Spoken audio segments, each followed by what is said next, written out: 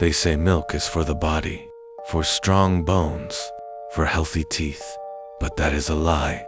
Milk is for the grave, and I know this because my wife and son drank it. We moved for a quieter life. White fence, trimmed lawns, neighbors who waved without blinking. The street had a name that sounded gentle. Peachtree Lane. There are no peach trees, just maples that drip clear sap like tears when cut. Our first morning, the bottles were already there. 2 on our step, 1 at every door, up and down the block. Glass bottles, cold, beaded with condensation, filled with liquid so red it looked alive. The label was simple, pure pastures, no address, just a smiling cow with too many teeth. The HOA newsletter came in a ribboned stack. Welcome to the neighborhood. Curfew at 9. Trash collected on Tuesdays. Do not ignore the morning delivery. Participation keeps the block healthy. What delivery? What health? No one answered those questions with words. They just smiled until you stopped asking. That first week, I woke every night at the same minute, 4:03. The clink of glass below the window, the soft wheeze of a carrier opening and closing, a whistle that never finished a tune. I told myself it was a truck. It wasn't. The neighbors drank first. Mr. Grant across the way raised his bottle like a toast. He took a long pull and shivered like a dog after rain. He waved at me with that wet smile.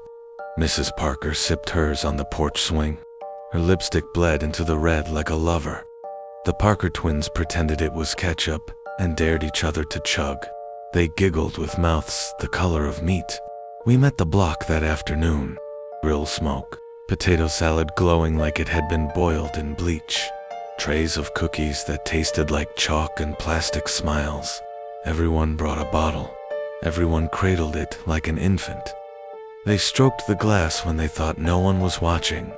Their small talk was bright and wrong. Schools, gardens, then silence while they listened. To the ice cream truck that never turned the corner. The children were still. My wife asked what brand this was. Her tone was polite. Practice polite. They said the same line. It's good for us. You'll see. I didn't open ours that day. I put them in the fridge behind the leftovers. We never finished. Later they had moved to the front of the shelf. I blamed my memory. On the third morning, I watched from the window. The street lamp buzzed like something trapped in its throat. Fog hugged the lawns like a wet animal. Then he appeared, the milkman, standing at the end of our driveway. Cap pulled low, uniform pressed, polished shoes. But his skin was waxy, too smooth, as if it had been poured on and hardened. His smile stretched too far, showing gums like raw meat. And his eyes, they didn't shine, they curdled. He tipped his cap, and in the calmest voice I had ever heard, he said, "You don't drink milk. Milk drinks you." He left 2 bottles on our step. He walked on without looking back. No truck, no sound but the clink and the whistle that never finished. My wife brought them in. She set them on the table with a smile that wasn't hers. "It's good for us. The neighbors all drink it." I opened one. The smell hit me first. Not sour, not spoiled, sweet. So sweet it stung my teeth before it touched my tongue. The liquid clung to the glass, thicker than cream, red as muscle. When I tilted the bottle, it didn't swirl, it crawled. I poured it into the sink. The drain hissed like it was in pain. The pipes rattled as if something alive was fighting to stay. Our dog sniffed a splash on the tile. He lapped once before I could stop him. His jaw trembled. It loosened. It slid to the floor like a dropped pocket knife. He wagged his tail as if nothing was wrong. He died happy and silent by the door. I buried him in the garden while my son asked if he was sleeping. That night, every neighbor stood on their perfect lawns in neat rows. Dresses and suits stained dark. Skin hanging loose. Eyes milk white. All of them smiling at nothing. One man lifted his arm. It tore away at the elbow. It dangled by a strip of gristle. Still, he waved. cheerful as a child in a parade. The Henderson girl was missing her jaw. Her smile was carved deep into her throat, and when she laughed, it bubbled out in clots. The milk had hollowed them, but left the smiles, always the smiles. My son tugged at my sleeve. He was holding his bottle. The red inside shifted thick and slow, and then I saw it. The liquid was grinning at me. A wide white smile formed in the milk, pressed against the glass, waiting to be let out. I told my wife not to let him drink it. I begged her. She only smiled. Her lips were wet, red. You worry too much. Her teeth were pink, her gums already bleeding. My son laughed. That sound didn't feel like him. Milk dribbled down his chin, thick, shiny. It clung to his skin like glue. When I tried to wipe it away, it burned my hand. At school they handed out cartons, white cardboard printed with the same grinning cow. The nurse took notes as the children swallowed. She smiled when one boy coughed up strings. She called it adjustment. The grocer stopped carrying other brands. The dairy aisle was a shrine. Glass bottles and ice wells, a slow fizzing from their mouths like a creature asleep. The manager watched me not buy any and wrote something down. The radio played a jingle you couldn't hum. Pure pastures, pure you. Hear that smile. Drink it through. That night, he screamed, "My son," a sound that tore me out of sleep. I found him in bed, his chest rising too fast, the sheets soaked through with red. He pulled his shirt up. His belly was swollen. It twitched, like something inside was moving. Then the skin cracked. Just a line, just enough, and from it oozed milk, thick, alive. It spread across his stomach. When it settled, it smiled at me. I staggered back. I saw the neighbors through the window, their bodies falling apart. Mrs. Grant's scalp peeled back like a wet wig, her skull shining under the porch light. The Parker twins were on their knees, scooping handfuls of their own flesh, shoving it into their mouths, chewing, grinning. He stood in the street, bottles hanging from his hands. He didn't move. He didn't need to. Every house on the block opened for him. I closed the curtains. I locked the doors. But the smile in the bottle on the table never blinked. The next day, my wife drank a full bottle. I watched her tip it back. Not a drop spilled. When she lowered it, her lips were coated in red. She smiled. A tooth fell out. She didn't notice. Her skin started to sag. Not all at once. Slow. Like wax in the sun.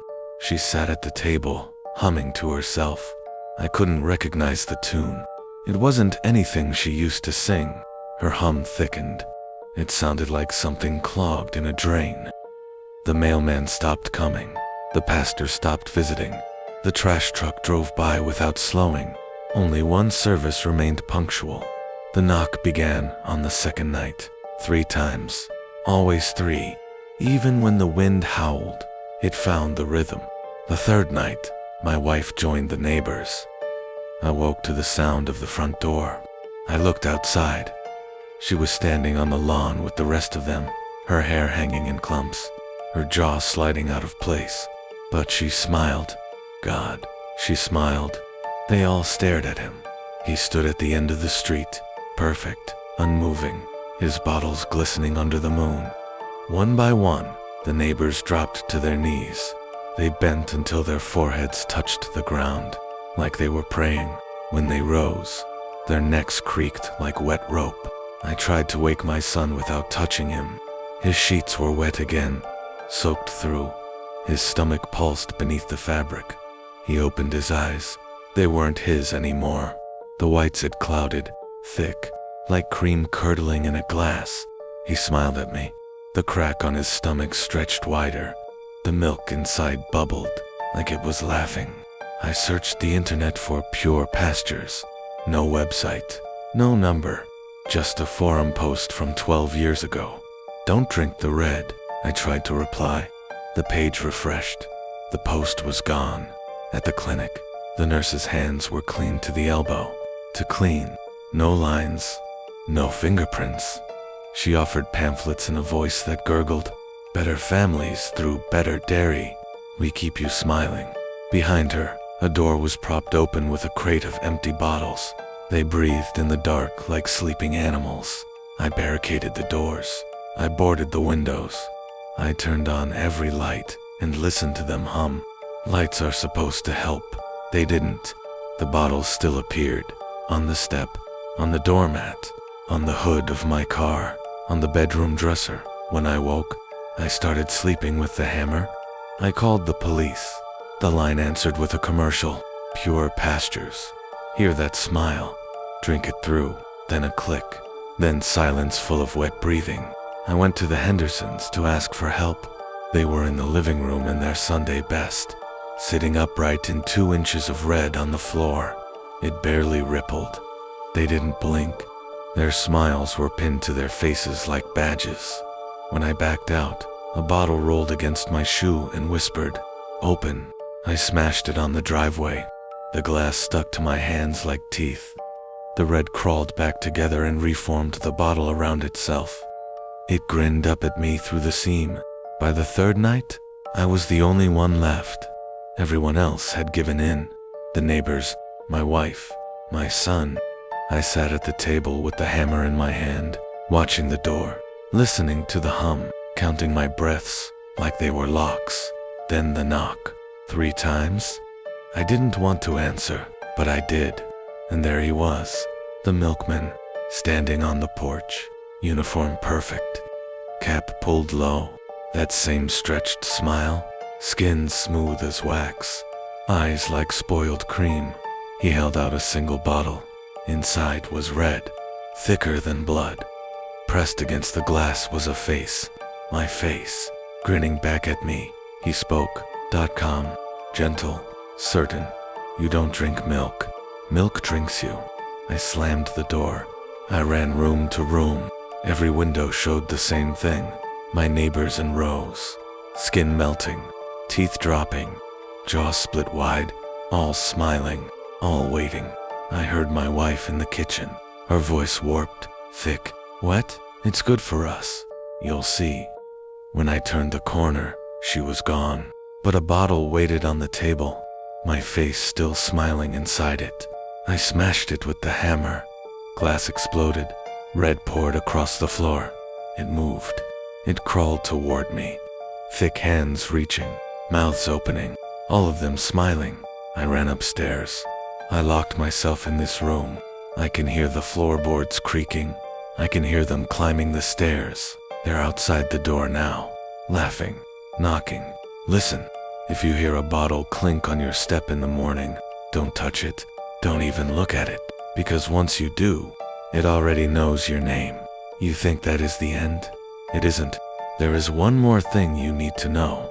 He does not need your door. He needs your attention, your mouth, your tongue around the word milk. You repeated me just now. You mouthed it in your head. Milk. Good. Look at your table. Is there a ring of moisture where nothing sat? Look at your sink. Are there red threads in the metal teeth? Listen for the whistle that never finishes. He will come softly. He will be polite. Your neighbors will smile in your memory, even if you haven't seen them in years. You will remember their porches, their dresses, their teeth. He will hold out a bottle. Inside you will see yourself, smiling back, and when you blink, the reflection will not. I can't help you now. I am sitting with my back to the door. I am counting knocks. I am swallowing every time my mouth fills with sweetness. My hands are sticky. They were clean. They are not anymore. I will leave you one mercy. If you must open the door, do it fast. Do not sip. The slow ones suffer longer, but if you can still choose, pour it down the drain and run. Do not watch it crawl. Do not listen to it whisper. Do not save anyone who smiles at you with red on their lips. If your child calls from upstairs and his voice sounds thick, do not go. I went, and I am still going. The knocking stopped. The handle turned. The wood is soft under the latch. It smells like sugar. He is patient. He has always been patient. They say milk is for the body, for strong bones, for healthy teeth. But that was the trick. Milk is for the grave, and it is thirsty, and it knows your name, and now it knows your door.